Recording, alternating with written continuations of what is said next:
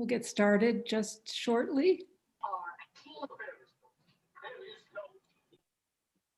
All right, I think we're ready to get going. Hello, everyone. Good evening. Welcome to PNP Live. My name is Margaret Orto, and I'm the events coordinator in the Children and Teens Department at Politics and Prose. Thank you so much for joining us tonight and tuning into this format where we continue to bring authors and new books to you. I have the pleasure of introducing our event this evening, and I'm delighted to welcome our guests, Alan Gratz and Lauren Tarshis. Tonight, American Sign Language interpreting will be provided by Jennifer Wagner of Joyful Signing. You can click the link we will drop in the chat to get your own copy of Alan's new book, Ground Zero, and Lauren's new graphic novel, I Survived the Nazi Invasion, 1944, as well as other books from both of these authors. And signed book plates are available for both Alan and Lauren's books while the supplies last. If you have a question for the authors, you can click the Q&A button at the bottom of your screen and add one there. As always, thank you for your kindness and positive engagement. At the end of the chat, our guests will have time to answer some of your questions. You can also upvote the questions you like and want answered. Now, on to the event you're waiting for.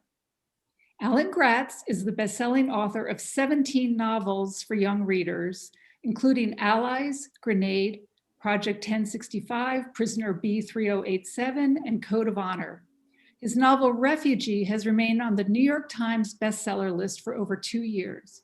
His book tours have taken him to countries all over the world, including Brazil, Canada, Indonesia, China, Japan, and Switzerland. A native of Knoxville, Tennessee, Alan is now a full-time writer living in Asheville, North Carolina with his wife and daughter. In conversation with Alan tonight is Lauren Tarshis, the best-selling author of the I Survived series. Among the many historic topics and disaster topics covered in this series that has 34 million copies in print are Pearl Harbor, the California wildfires of 2018, as well as 9/11. Lauren is also the editor-in-chief and publisher of Scholastic Classroom magazines, where she oversees more than 25 of the magazines. She lives in Connecticut with her family. And now I'm happy to turn the event over to Alan and Lauren. Take it away. Thank you. Thank you, Margaret. Hi, Alan. Hey, Lauren. Wow. Here we are. We both have book birthdays today. Happy birthday. You too. So mine is Ground Zero and yours is the graphic novel version of one of your books, right? That's right. Is the graphic novel version of My Nazi Invasion, I Survived. So, but I've been really, Alan and I had a really fun chat this morning, and I've been loving Ground Zero so much. And I also wrote about 9/11 in the I Survived series. So I think it's so interesting as I have so many questions for you about your approach to 9/11, because I know that in your author's note, you mentioned that you were waiting to be ready to take on this topic. Yeah. So I was really curious to know how you found yourself to be ready for it. Yeah, something we could both talk about with that and with our 9/11 books. But, I tried writing about 9/11, I guess about 10 years after the fact. I wrote a book called Brooklyn 9, and in that it was a series of stories throughout time. And the last story in that book was, I think, set in 2009. So it wasn't quite 10 years after 2001. But I wanted to tell the story of 2001. And my first draft of it was actually a kid in New York on the street level dealing with the attacks. And I found it really hard to do. My editor at the time, this wasn't with Scholastic, it was with Penguin a long time ago, and my editor had been in New York, as many people in publishing were, because so many publishing jobs are in New York during the attacks. And I think that neither of us was really ready to deal with that. We were still so emotionally invested in that moment, even though it was almost 10 years prior. And I finally just shelved that story idea and went a whole different direction, just threw it out and went for a totally different story that didn't have to do with the Twin Towers. It did have to do with a kid who had suffered an injury totally unrelated to 9/11 and was dealing with how to get back into life, how to see value in the things that he had valued before: baseball, reading, just having friends, and for me, I think 10 years after the fact, we were still grappling with those feelings. How does all that little stuff that we used to care about matter anymore when something huge happened? So then cut to 10 years later, and I'm working, I guess I'm writing books with Scholastic. I'm writing about World War II. I'm writing about terrorism, but not 9/11. I'm writing about the Holocaust and refugees, and I'm dealing with a lot of serious issues. And Amy Friedman, my awesome editor, Amy, and I were talking, and she said, well, what do you think about doing a book about 9/11? And I said, well, kids have been asking me for years to write a book about 9/11, but I've been scared of it. And I told her my previous attempt at writing about it. But then we both did the math, and we realized that this year, 2021, is the 20-year anniversary of 9/11. And we were like, oh my gosh, okay. So if there was ever a time to do this, maybe the time has come. And I also realized, so my daughter is 18 years old. She is a freshman in college. She was born in 2002. She was born a year after 9/11. And that made me realize that practically every young reader I have was born after 9/11. And that maybe the time had come to tackle this.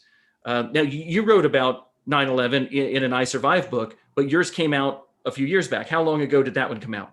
I should have prepared that. It's okay. I've got it right here. I can look. Yeah, no, I have it here. And this came out. What happened was I started writing, when I first had the idea for I Survived, my idea was I was only going to be writing about natural disasters that happened a long time ago. Because to your point, okay. I wanted this to be, I really thought, well, kids don't want to read about things that are too scary, that are human made.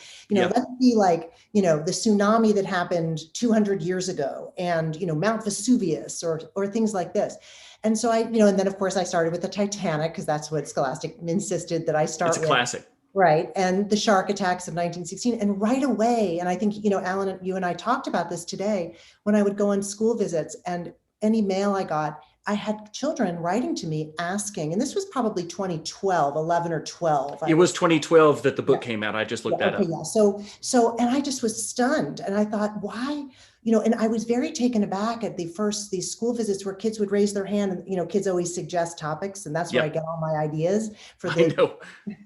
And they're really great with that.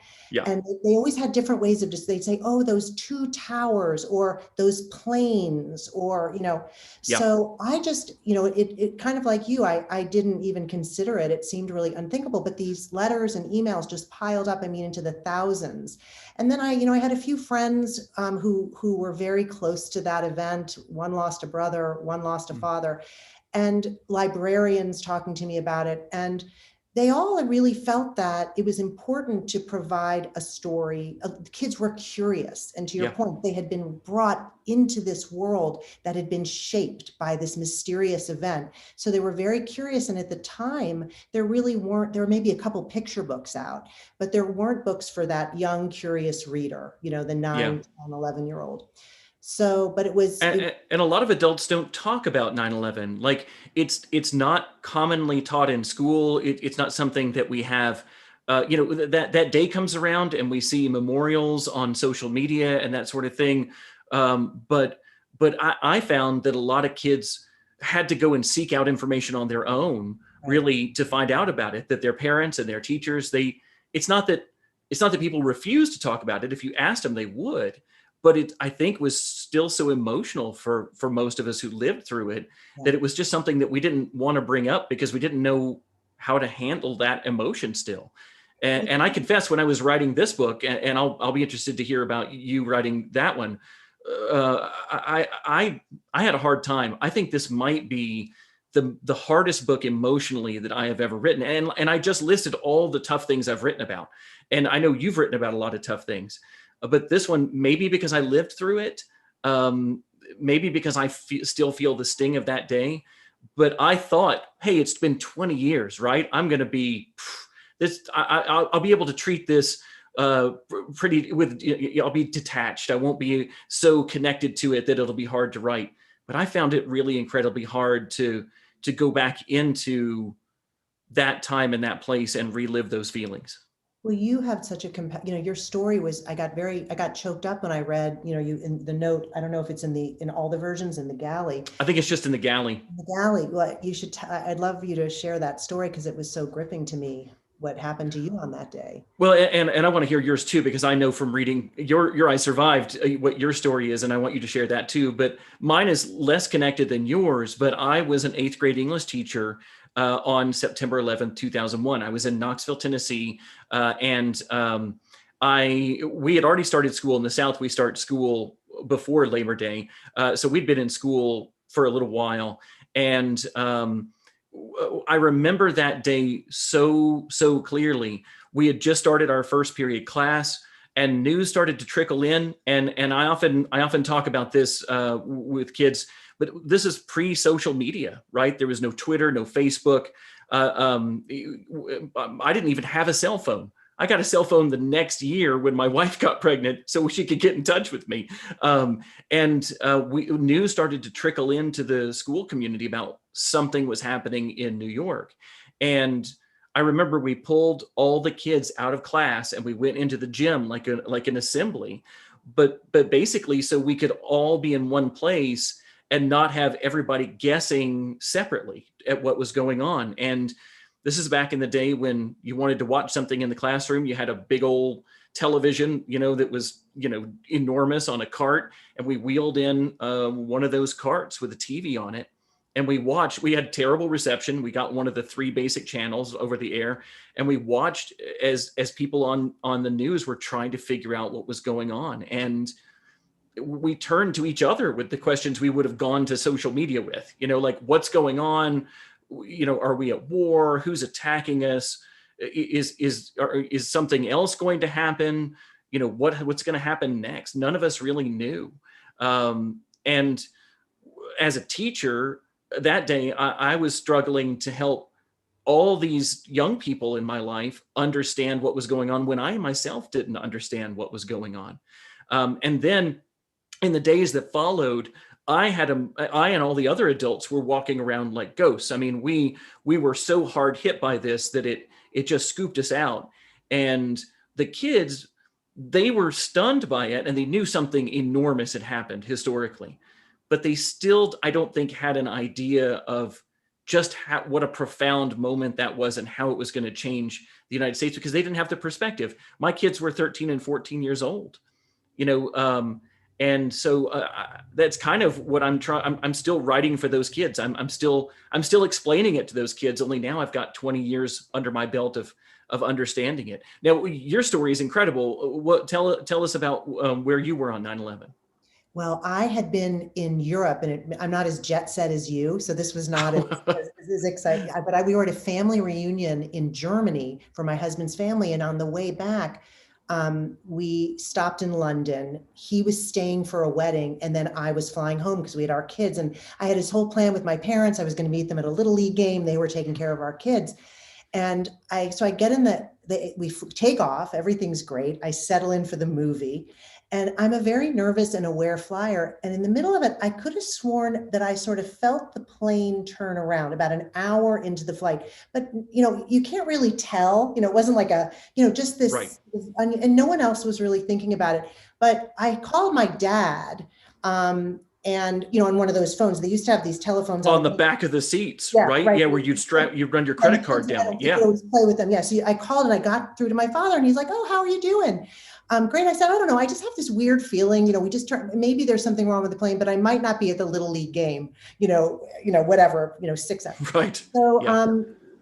A few minutes later, they came onto the the radio, the stewardess. I saw, then there were ding, ding, dings and stewardesses running around, and people were still just reading their magazines and watching the movie. And, the stewardess came on and said that that we were heading back to London. There was a problem. So I figured, okay, I talked to my dad, and then they made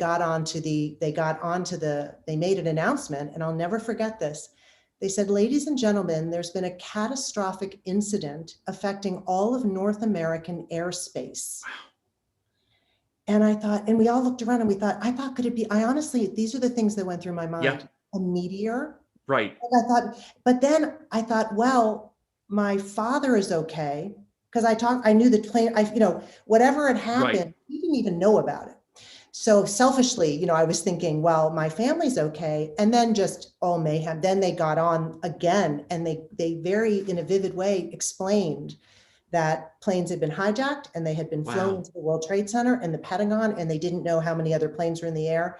So it was there, and then I was able to find my husband through a very serendipitous way. And then we were stuck in London for quite a while. Right, because they grounded all flights, and this is something that kids don't understand as well either. They grounded everything, just all flights canceled, just and for a week or something like that. I mean, I cannot imagine being on an airplane and then finding out that news. That would just be horrifying, and to wonder. But I think I want to go back to your book a little bit, because one of the things we spoke about this morning is that I wrote about it very sort of in my way, was very focused on a first responder's family, and my boy is not in the towers as your boy Brandon is. Right. But your book is so beautifully ambitious and nuanced, and you're also not only you take on not just the event itself, but what the implications were, what happened after, how we responded to 9/11 and how our world changed. Can you talk? I want to hear about how you made that decision. Sure. So when I first started talking to Amy, my editor, about this, I said, I definitely want to write a book about 9/11, but it's 20 years later. And the world has changed because of 9/11. And I don't think I want to write a book that is just the story of that day, because the message of that day was Muslim terrorists are coming to kill us. And that day they were. But in the 20 years since then, that really hasn't been the story. In fact, we've seen as America has more pressing problems, a lot of them homegrown. I mean, but we have pandemics, we have racism, we have domestic terrorism, we've got climate change problems that we're dealing with. We have a lot of things that are more immediate threats to us. And I said, I can't write a book where the last message of that book is the end of the day, and it's like, let's go and find the people who did this and punish them, because we kind of did that, and we're kind of still doing that, because of course one of the consequences of 9/11 was the following month, October of 2001, we went to war in Afghanistan. We invaded Afghanistan trying to capture Osama bin Laden, who was hiding there. And we didn't capture him until 10 years later. And when we did, he was just executed. We didn't even bring him to trial. And we're still, though, at war in Afghanistan. We're still fighting, even though the goals that we had for invading are kind of taken care of, maybe. And so I said, I definitely, whatever, all these things that have happened since then, and it's not just the war in Afghanistan. We changed the way America treats security. With the Patriot Act, the government was allowed to spy on its own citizens more than ever. We had, the security stuff we go through at the airports. We've had attacks against Middle Eastern Americans and mosques that continue to this day. We've had bans on immigrants and refugees from predominantly Muslim countries. All these things as a result of what happened to the country on 9/11 and the way that we responded. And I said, I can't write a book that's just about that day. It has to show some perspective as well. So Ground Zero is the story of two different kids in two different places and two different times. It's the story of a kid named Brandon, as you've mentioned. He is a 9-year-old boy. He is in the North Tower on September 11th, 2001, when the first plane hits, and he has to try and survive and see if he can save his dad, who's also in the building. But it is also the story concurrently, told in alternating chapters, of an 11-year-old Afghan girl named Reshmina. And Reshmina is going through her own version of 9/11 in the present day, in 2019, when her village becomes a battleground between the United States and the Taliban, because we're still at war in Afghanistan. The war in Afghanistan is now the longest war in American history. We're going on, well, this October will be the 20th anniversary of that war. There are young people fighting in that war who weren't born when we went to war, right? I mean, they weren't born on 9/11, and they weren't born when we first went to war in Afghanistan. That's how long we've been fighting there. So when I was having these initial conversations with my editor, I said, I definitely want to write something that shows what happened on 9/11 in the United States. But I can't do this book without also showing at least some of the consequences of what's happened in the 20 years since. And that's a big part of the book. Then it's two kids, Brandon and Reshmina, and their stories. I think such an interesting approach, because one of the things that I always tell the kids that I talk to about my series and your books, because I really do feel in some ways that my books are, I always send them to your books after my books, I know. I think that the kids just keep reading from yours right to mine. I love it. But I say to them, a question that I want you to ask yourself as you're reading my book or Alan's book or Deborah Hopkinson books or any books, any book about history, is how did this event that happened long ago affect the world that I'm living in today? Because you can almost always find some tendril, something that connects you to what happened. And sometimes it's enormous, like what we saw in 9/11, and sometimes it's something quieter, but it's a really wonderful, I think, way of thinking about history to really understand how it shapes our present. And then, of course, how the decisions we make today are going to shape our future. Absolutely. So, it's one of the things I keep coming back to in my historical fiction, and that is, how can we look at the mistakes or the successes of the past? I've written a book about D-Day, and that's a book where a lot of people come together and make a situation that went wrong in multiple ways. They came together and made it work by working together, by helping each other. So it's not always that we look to the past and say, look at the mistakes we made, let's fix those. So sometimes it's good stuff that we did and we want to repeat those. And sometimes it's mistakes that we made and we want to break that cycle. One of the big things that I talk about, and I want to talk about takeaways here. One of the big takeaways that I want people to have when they read Ground Zero is the idea of this, the idea of revenge and needing constantly to cause violence because violence was done to you. In Afghanistan, there is a way of living called Pashtunwali. And if any of our people who are watching have read I Am Malala, she talks a lot about Badal, Badal. And it is the idea of revenge, where even the slightest thing that's done to you can warrant the most violent revenge against you, and that you can take as long as you want. Like if somebody offends you when you're a child, you can wait and wait and wait, and when you're 90 years old, you can still get them, and you're totally right to get them, according to Badal. And she is one of the major voices saying, let's break that cycle, right? And I talk about that cycle not only in Afghanistan, but we have to look at ourselves. We have to look at the United States.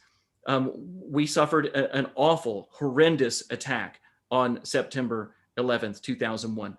Unforgivable. And I would never want to say that anything else. I mean, it was awful and is totally unforgivable.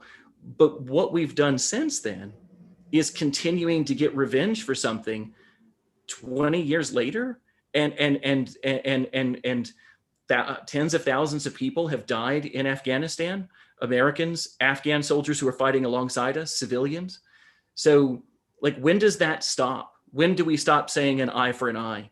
You know, when do we've got to punish the people who did wrong things, but when do we stop like getting revenge? And so that's a big thing in my book is I don't have a lot of answers. I don't have a lot of good answers. And I don't know about you, but I don't often answer the questions I pose, but I like to ask them, because I want my young readers to be thinking about those things.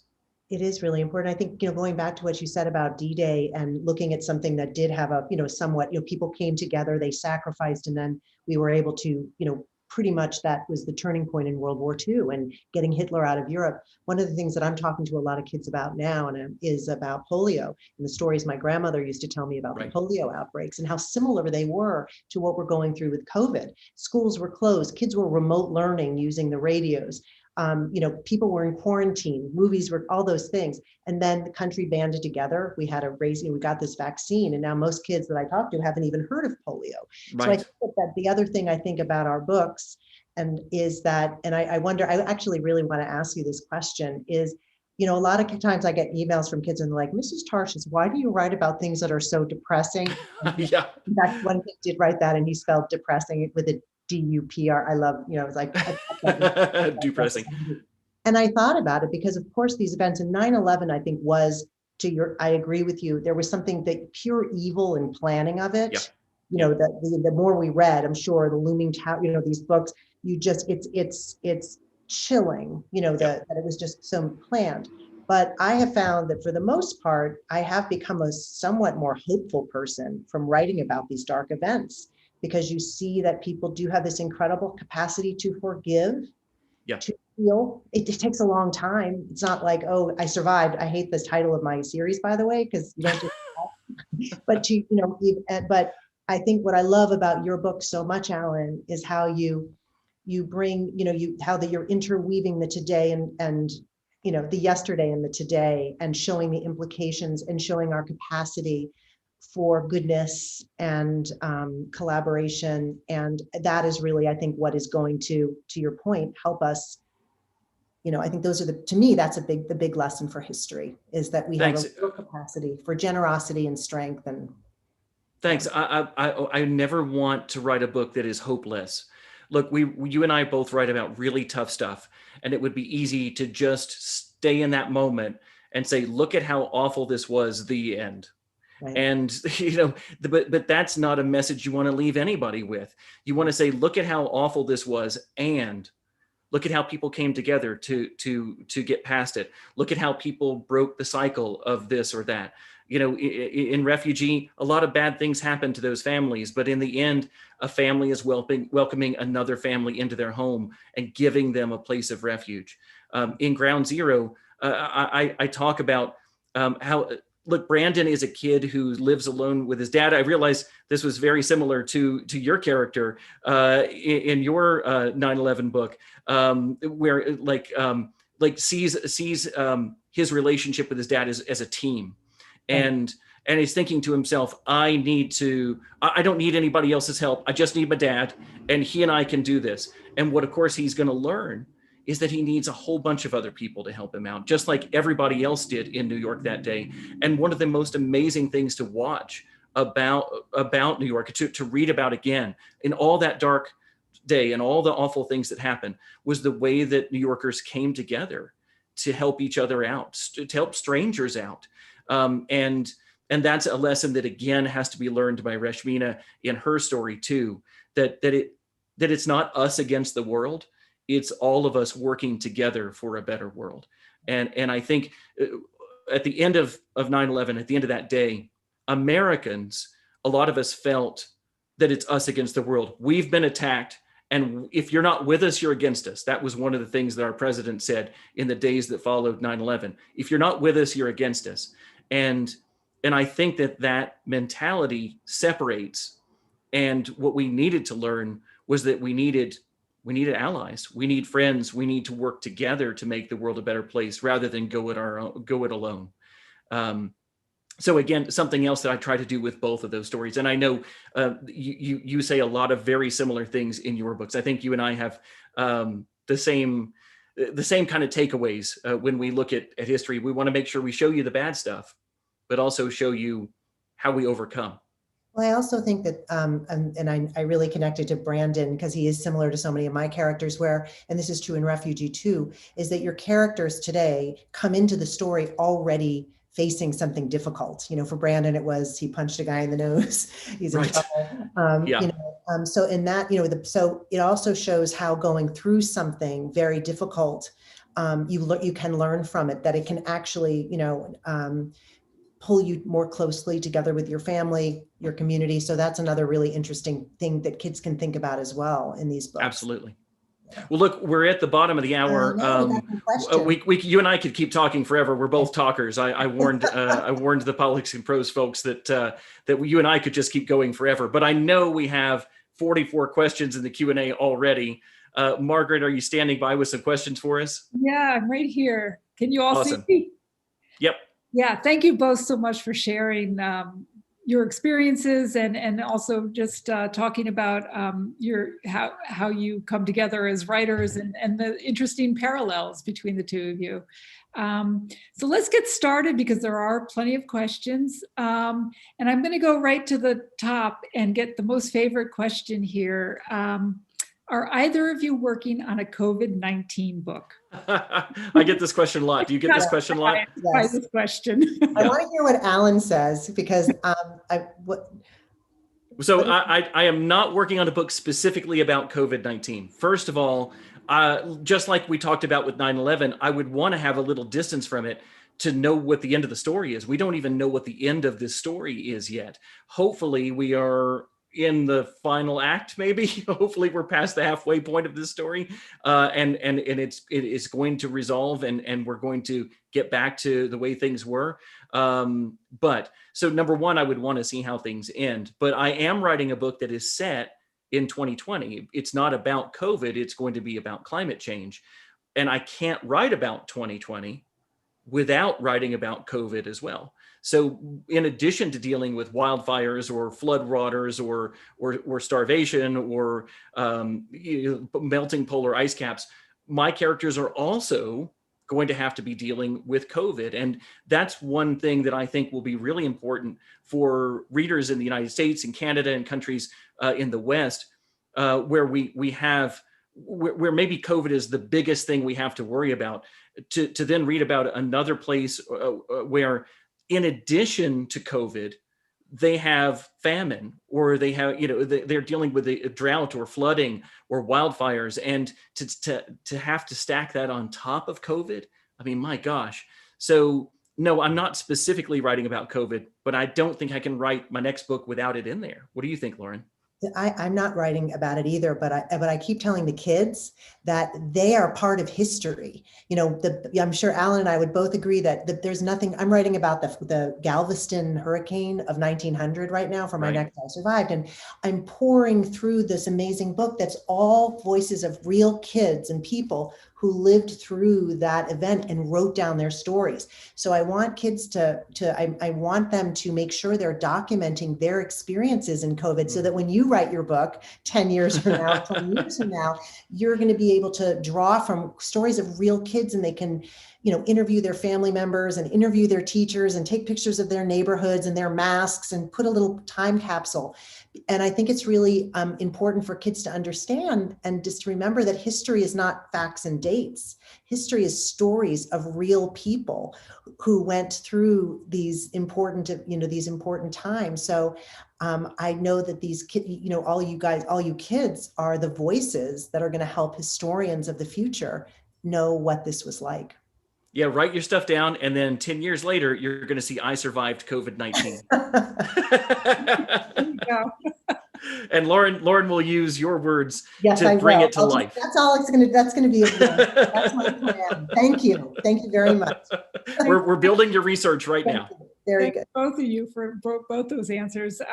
So we have a question from Caroline Carr, and she wants to know, when writing your books, this is for both of you, did you ask people who experienced those topics? So did you talk to people as primary source type thing?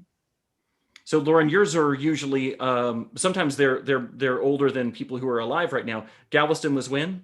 1900. Right. So yeah. What do you do in situations like that? Well, I always try to interview people who are, if it's a current event like my wildfire book, I don't know if this happens to you, Alan, but I get a lot of notes from people who have gone through natural disasters, and I'm often invited to come to communities people very often want to share their stories. And I often go, I've gone quite a few times, not with the intent of writing a book, but I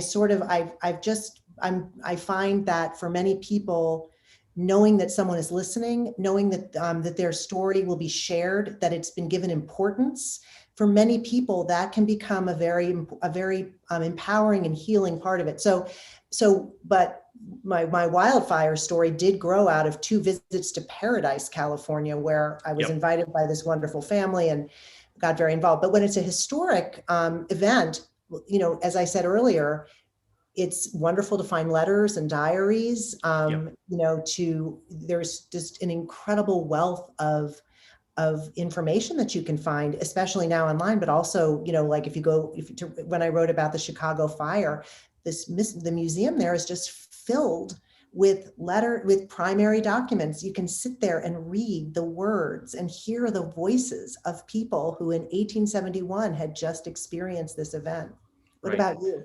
So I use secondary sources mostly, like you, even if it's more recent, although sometimes the closer it is to our time, the more recent it is, the harder that is, of course, to find. And in that case, I'm looking for actual like interviews with television stations and radio stations, and I rely a lot on newspapers and magazines.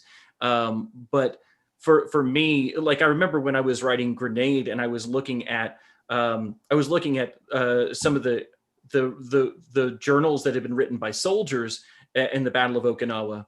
But I needed the voice of the people of Okinawa. And what I found was this amazing collection of firsthand accounts, just like that book that you held up, essentially, that was the stories of regular Okinawan civilians during the battle, whether their story was the stuff of books or not, whether it was mundane or exciting, they had all told their stories. And that was what was was such a gold mine, because it just told about everyday life during the battle, which lasted a whole month, or these extraordinary circumstances, and in their own words. And that was really amazing. For Ground Zero, oh my gosh, for the 9/11 here in the United States, there's been so much written about the people who survived the Twin Towers, and interviews done with them and firsthand accounts given by them. There are also transcripts of phone calls with their families and with 911. I mean, it was brutal sometimes to find the voices of people who had survived and who had not survived 9/11, but to have those voices recorded in some way, and to be sifting through those and seeing what it was like in the moment for people dealing with that. And then for the Afghanistan side of things, that war's been going on for 20 years. So there's been a lot of coverage of that. But I'm also really lucky because of Refugee, I end up doing a lot of work with UNICEF and helping raise money for UNICEF and getting the word out about their programs worldwide. And through connections at UNICEF, I was able to talk to the UNICEF team in Afghanistan via Zoom and ask them what was going on right then. And this was like essentially 2019, I think, when I was writing the book and starting my initial research on this. So it was about the time I was actually going to be writing about. So I do that as much as I can. But like you, a lot of it is secondary for me. And then, of course, we have readers who read my book after the fact, before it's published. But when I'm done with the drafts and the revision, we had soldiers who had fought in Afghanistan read the book. We had Afghan Americans read the book, and we had readers for the 9/11 side too. So always trying to get as many eyes on that as possible. I know I'll never, I'm sure you're the same way with historical fiction, you're never going to get everything right. I mean, we didn't live in that time and that place. So we have to read as much as we can, learn as much as we can.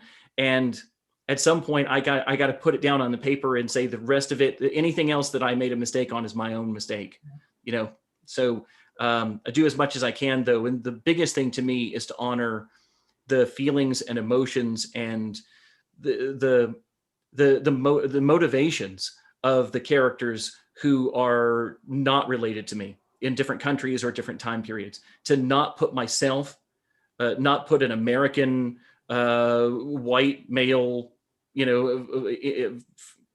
emotions and motivations into that character and see through their eyes rather than mine. Right. And then you do that it's so beautifully. And I do think that's, that is the big challenge, is is walking in the shoes of your characters, but yet not letting yourself fully inhabit that character so that you're telling that story. Yeah. Thanks, both of you. We have questions from Erin O'Brien. Actually, she's asked about 4 different questions, but let me start with 2 of her questions.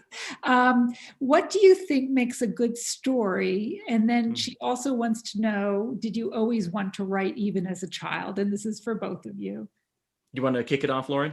Well, I'll show you something. I see that Alan has a typewriter in the back behind him. I do. And this typewriter, I don't know if you can see, it's a little messy over there, but can you see that there's a yeah. That's my dad's typewriter from when my dad was a writer when I was growing up, and it was not the best way to make a living back, but he worked at home, and the sound of that typewriter was always in my house. But I had a reading struggle, and I didn't really read a book till I was 14. So the idea of being a writer for me just seemed completely absurd until college. So that's my personal story. What about you? Yeah, so these are my grandparents. That was my grandparents, my grandfather's on my mom's side. That was my grandmother's typewriter over there. It types in cursive. Isn't that awesome? Yeah, it's an electric that types in cursive. And then that one is actually a portable typewriter. It came with a box. Yeah, it came with a box that's like that you put a bowling ball in, and it weighs about as much, but it was portable and manual. But I found at least one of those, the big guy back here, in my garage when I was a kid, and fell in love with it and used it to write a newspaper for my street and use it to write poems and stories. I knew I wanted to be a writer from when I was a little kid, and just worked at it all through intermediate and middle school and high school. I was the editor of the school paper and worked on the literary magazine. And I went to college to study creative writing, even though I had no idea how you made a living at it. I just saw the books, I saw the movies, I saw the comic books and the TV shows and all the things I wanted to write. I had no idea how you did any of it besides put a story together. And thankfully, my parents, when I said I want to be a writer, they're like, cool, go for it. I mean, like, they didn't know anything about it either. I didn't have a writer in the family the way you did. Maybe if I did, they would have said, don't do it. Yeah, that was more the message I got. But I think the question of what makes a good story, I think that is, I think that's a wonderful question. And I think it's so personal. I think that different people love different types of stories, but I think that for me, a good story is one that makes you feel connected to another person or another idea, that you finish the story and you feel stronger. Certain people need that plot. And with I Survived, it's like, I know what I have to do. I'm trying to pull my kids through the story at a fast pace. And I really want them to connect, though, to that character. That's actually the hardest part for me when I'm writing. Is the research is super fun. It's a lot of work, but it's tons of fun. The sort of plot itself, but it's really that character, until that character feels real. And until I feel that character is going to connect to my readers, nothing takes off. The plot just lays flat. That's cool. That's interesting, because I start the opposite way. I start with plot, and I love plot. So to me, like, my first thought was, a good story has a good beginning, a good middle, and a good end.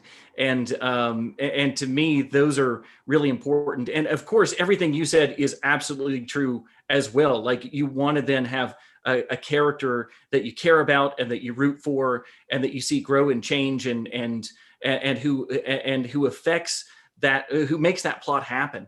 And for me, I always start with plot and then put character in. It sounds like you start with character and or kind of put, I mean, you're also doing a lot of research, and you know what your story is going in, it sounds like.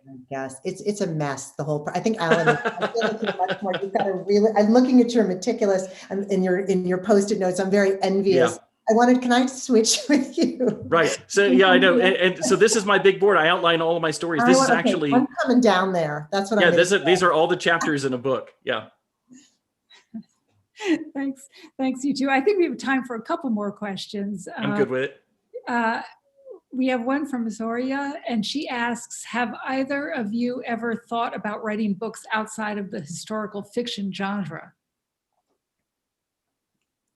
You have, haven't you, Lauren? My first novel, Emma Jean Lazarus Fell Out of a Tree, in the sequel, Emma Jean Lazarus Fell in Love, they couldn't have been more different than I Survived. There's no tornadoes or sinking ships or icebergs or anything. But they're very quiet middle grade novels. And I never thought that actually I Survived, I'd still be doing it 10 years later. I'm on the 20, I finished the 20th book. And I think that, but I was motivated to write I Survived really because of my own kids. My boys, I have 3 sons and a daughter, and my boys it was very hard to find books that they liked. And I saw as in my job in the magazines that you could take a topic that many kids wouldn't necessarily seem to be that interested in, but if you put a child in the middle of it, it would come alive to them. So sort of, I guess the bottom line is I'm continually surprised that 10 years later, I'm still writing I Survived and that kids still want to read these. I thought I'd be back to Emma Jean, after a few I Survived books. So I'm looking forward to perhaps writing another genre one day. How about you? I've written sports books. I've written mysteries. I've written some science fiction and some fantasy, but I've never had the success that I have had with any of those as I've had with as I ran into a kid one time last year who called them my black and red books. All the books that have the black and red covers and with the red lettering. No, I love writing them. The very first one of these books that I wrote was Prisoner B3087, which was based on the true story of Jack Bruner and his story surviving 10 different Nazi concentration camps during World War II. And I thought that it was just a one-off kind of thing. I met Jack. I worked on the book with him. The book came out, and I thought, well, now I'll do other stuff. I'll go back to all the fantasy and baseball and all the other ideas I had. And I got so many letters from kids saying, when are you going to write more books about World War II? And that led to more books about World War II. And then through that connection, I wrote about refugees. And then it just sort of snowballed into me writing stories that, like you said earlier, Lauren, they're historical, but they have a lot of bearing on the way the world is today and the way kids live today. And I found that I wasn't just writing books about kids in danger, and I wasn't just writing books about World War II.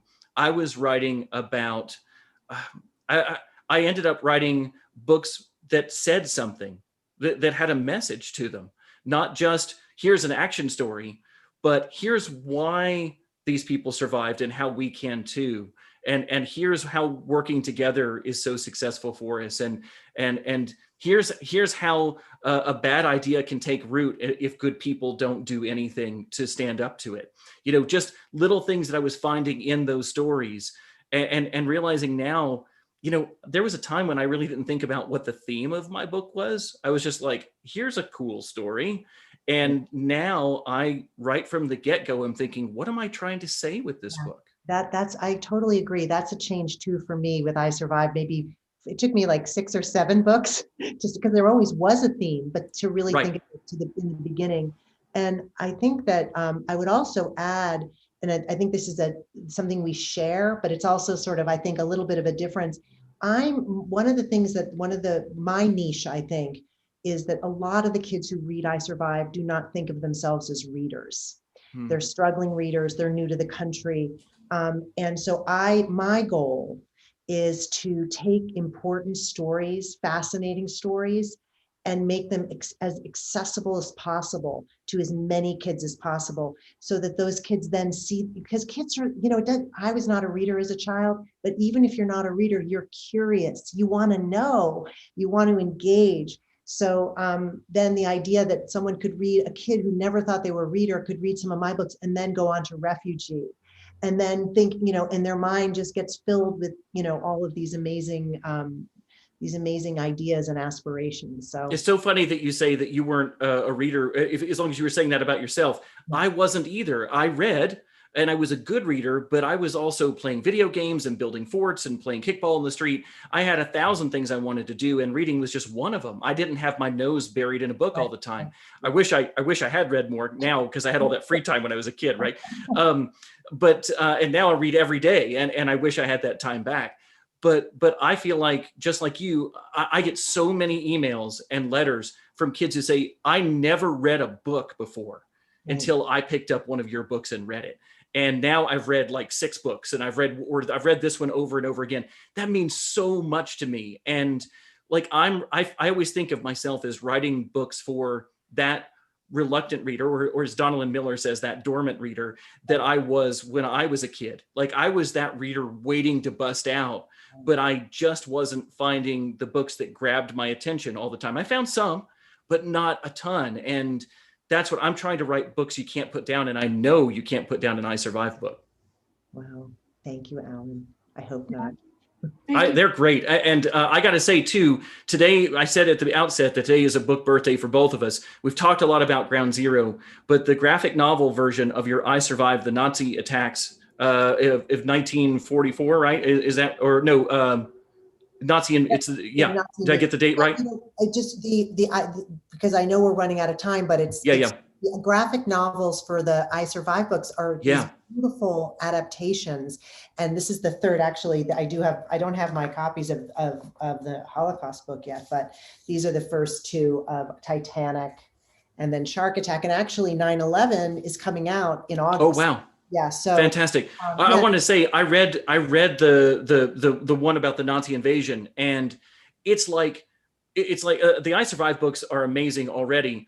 But then when they're put into a graphic form, I felt like it's like they were always meant to be graphic novels. I'm so thrilled by these. It's been really exciting to and I know that we were talking about earlier that you're going to be working the refugee graphic novels in the works as well. And it's very exciting. The graphic novel format, and I think it speaks back to what Alan and I, you and I are so inspired by, is the idea of making these stories as accessible as possible to as many kids as possible. So thank you. So I think graphic novels open that up even farther. I was a comic book reader as a kid, and I still love graphic novels. But that's one of the reasons I was so excited to be paired with you for this talk tonight, is I feel like we have the same audience. I think that that kids who read I Survived read my books and vice versa. And I love your books, and I'm so glad that we're bringing kids into the reading world, because it's a great place to be. It is. Well, thank you both so much for sharing all about your books and in this wonderful conversation. We don't have time for any more questions, but I just thought I would just read this comment from Shelley Lee Ballum. She must be a teacher. She says, "My students are so excited to read both of your latest books. We're even having cookies tomorrow to celebrate your book releases. Thank you." That's awesome. Thank you from a little island in Canada. Very cool. There you go. From there. So again, thank you to both of you for being here tonight, discussing the books, having this wonderful conversation, sharing all your insights. We have put the book purchase link in the chat again, and you can get your book that way, or the bookstore is open. You can call us, you can order it online. And please tune in to other events like this one tonight. You can find out more about our events at Politics and Prose on our website. And I think that's it, everyone. Keep reading, stay safe, and everyone hope you have a good evening. Thank you so much. Bye, guys. Thanks, Politics and Prose. Thank you, Lauren.